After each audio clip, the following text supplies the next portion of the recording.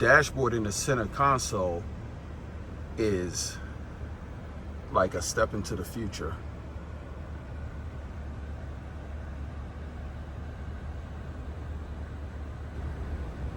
When you get into the rear seats, there's 12-inch screens. And you can hook up your Fire Stick or Roku, and it will play directly into those screens.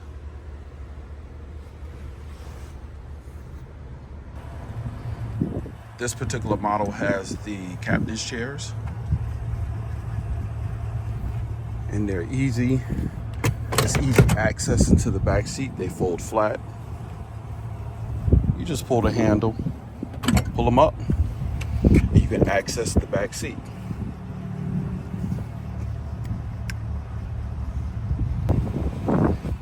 So if I fold the seat down, I can lift it up and they slide back, and I have enough room. So if I fold this one down,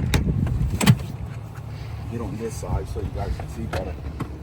I'm 5'9", and I have enough headroom, and I have enough leg room.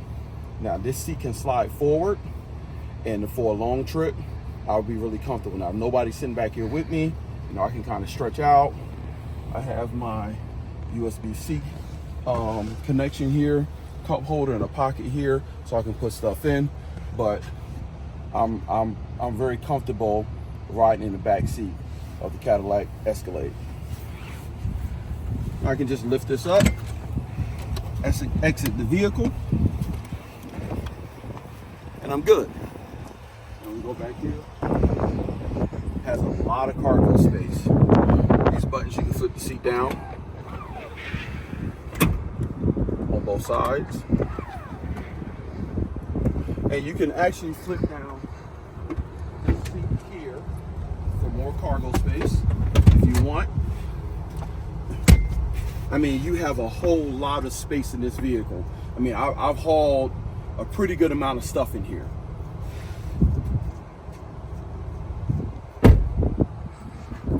Or to close it, you can hit this button. Or so driving the 2021 Cadillac Escalade, and this is my third Escalade. I had a 2007 first, and then I had a 2015, and then the 2021. All of those vehicles rolled nice. They all had power. I would say the difference between the vehicles, of course, technology.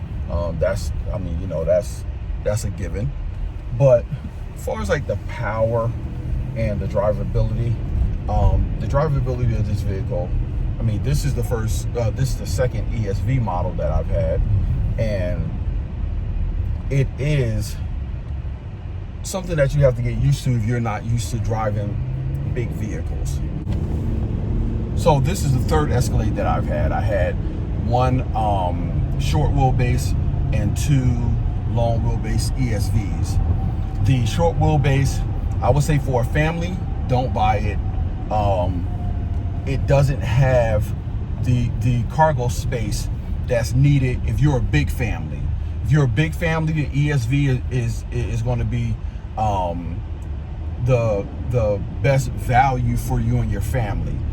I've traveled to Florida from North Carolina with 3 kids and me and my wife, and actually when my granddaughter was born as well.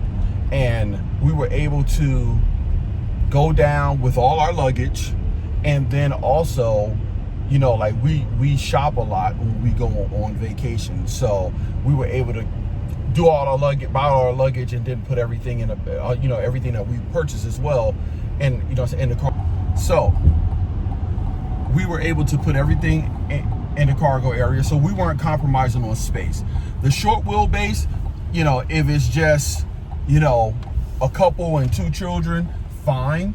The moment you get over 3 children, that's when the space in the cargo is going to be compromised.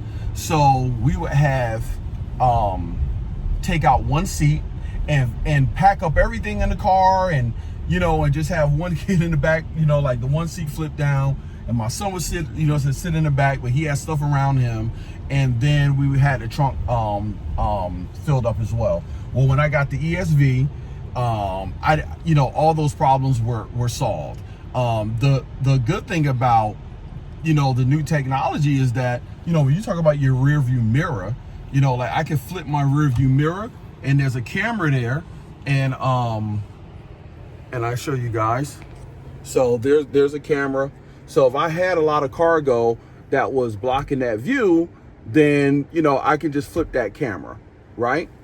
So that was like very, very helpful, because I will always have my vision blocked because of all, you know, all the things that we purchase, and, you know, and then you're trying to repack it and all that stuff ain't gonna go in the way that you originally put it in. You know, we got a lot of odds and ends. But in the ESV, I never compromised. I always had space that I needed. So I think the ESV is a better buy for bigger families. It's just an all-around great travel vehicle around town. It can be cumbersome, but I mean, you get used to it just like anything else, right? So, you know, your limits on what you can and you can't do. I don't really like to park close by people, because it's such a big vehicle and people just open up their doors. I've had so many dings and dents in this vehicle. I mean, it's just unbelievable how somebody can just open their door, hit your car, and don't say anything, right? In a black vehicle, it really stands out. So I would say, you know, with the bigger vehicles, if you can park further away, or, you know, park more by yourself, I always choose like a parking space that's like by that little grassy triangle area where no car can get beside you. So I'll park right there. That way I don't have to worry about nobody parking on the other side, and I'll park closer to the curb. These vehicles have the cameras on like a 360 view, so you can be able to see how close you're getting to the curb, to try to limit my exposure to, you know, I mean, if somebody going to hit your car, they're going to hit your car, right? But if I can play a part in that and reduce those chances, then that's what I do.